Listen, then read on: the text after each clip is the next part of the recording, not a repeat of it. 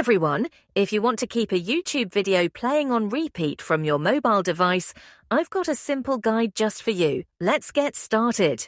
Open the YouTube app and find the video you want to loop. Tap the Save button below the video. Instead of saving it to watch later, tap Change and then select New Playlist.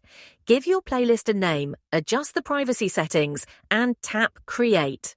Go to the Library tab at the bottom of your screen. Here, you'll see all your playlists. Tap on the playlist you just created.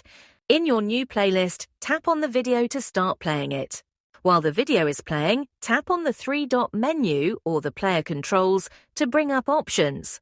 Look for the loop icon and tap it to activate looping. Now your video will play continuously on repeat. If you found this guide helpful, make sure to like this post and follow for more tips and tricks. Enjoy your endless playback.